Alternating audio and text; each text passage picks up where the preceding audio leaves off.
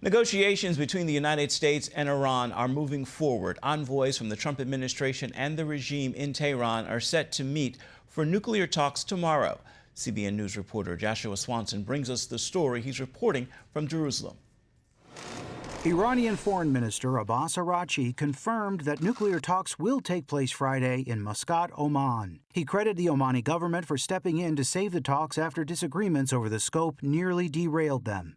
Iran reportedly pushed for a narrower agenda focused solely on its nuclear program, excluding broader concerns such as ballistic missile production, Iran's support for terrorist proxies like Hamas and Hezbollah, and the regime's violent crackdown on protesters.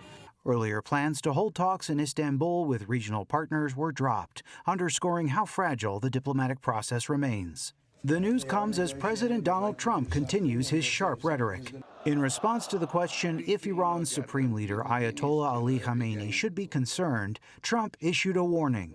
I would say he should be very worried, yeah. Trump also addressed the recent protests in the country, pointing to U.S. attacks against Tehran's nuclear program as a turning point. We've had their back, and look, that country's a mess right now because of us. We went in, we wiped out their nuclear. If we didn't take out that nuclear, we wouldn't have peace in the Middle East because the Arab countries could have never done that. Secretary of State Marco Rubio said the United States does not believe a narrow agreement will work. They will have to include certain things, and that includes the range of their ballistic missiles. That includes their sponsorship of terrorist organizations across the region. That includes the nuclear program, and that includes the treatment of their own people. In Gaza, the Israel Defense Forces released drone footage showing Hamas operatives smuggling weapons into the territory using ambulances. The IDF said the footage exposes Hamas repeatedly using civilian medical vehicles to move arms from a hospital to a school, calling it a clear violation of international law and the ceasefire agreement.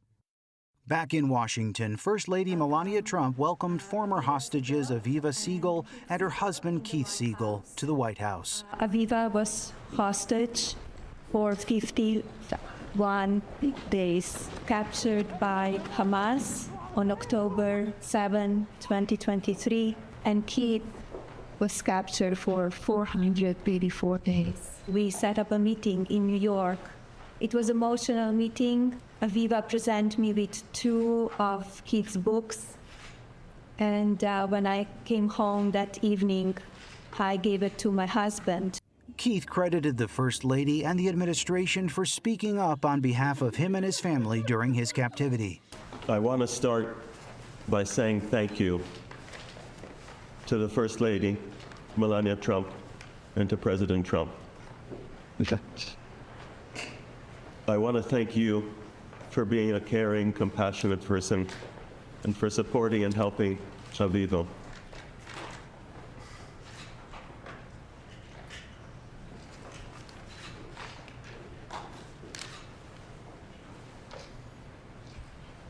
During those difficult days. Joshua Swanson, CBN News, Jerusalem.